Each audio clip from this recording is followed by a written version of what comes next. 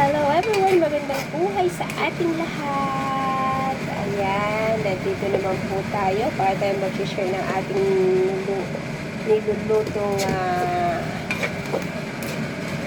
spicy clams. Ayan, pero nagigisa po tayo dyan ng tomato muna. Ayan, maraming luya, sibuyas, at bawang po yan. Ayan, ginigisa lang po muna natin. At nilagyan ko rin po siya ng black bean. Ayan, gisa-gisa lang po natin siya. And then, lalagyan ko po siya ng chicken powder. Ayan, para may pandasa po yan. At meron din po yung garlic powder. Ayan. Haluin ulit natin. O, diba? Pag magluto tayo, palaging halo-halo. Ayan, sa aking mahiwagang palayok. Diba? Ayan. Inuuli po natin ilalagay yung ating clams po dyan. Ayan. At lalagyan din po natin siya ng sili. Ayan. Ayan. Nilagay ko po yung aking homemade garlic chili. Ayan. Para medyo maanghang siya ng konti. Ayan. Ayan. Okay na po yung ating sauce sa ating clams. So, ilalagay na po natin ang ating clams dyan. Ayan. Sarap.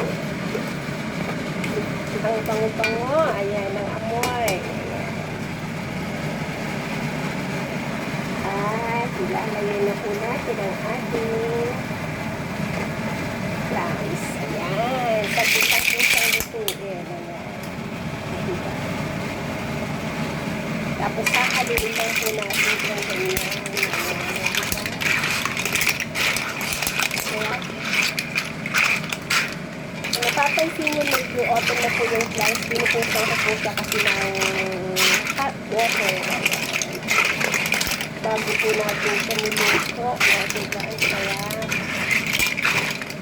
yun lang po natin. At gumawa po ako dyan ng sauce niya na oyster sauce, garlic powder, at soy sauce. Iyan po ilalagay po natin later. Ayan. Hintayin po natin siyang kumulo kasi saglit lang po siyang lutuin. Ayan. Ayan.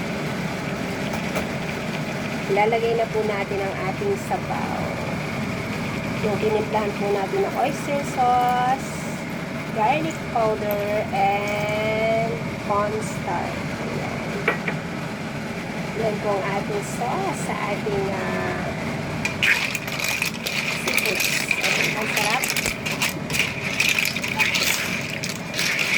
Ang sarap ng ating ulam. Ayan. Yan lang po ang aking message for today. Maraming salamat everyone sa lahat po ng ating mga friends na always nagsusupport sa ating mga simpleng lutong bahay. Ayan. Hintayin lang po natin siyang kumulo and then later okay na po yan.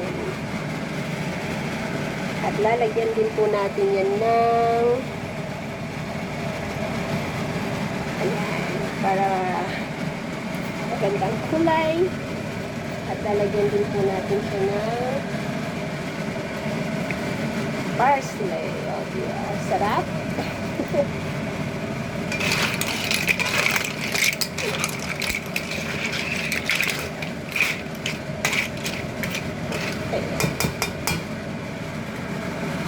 God bless everyone, and see you na lang ulit sa aking next upload video. Sana po nagustuhan nyo yung ating simpleng luto ng clams. Ayan. God bless, and ingat-ingat po kayo lagi nasa mga inaroroon. And see you na lang po ulit sa aking next upload video. Bye!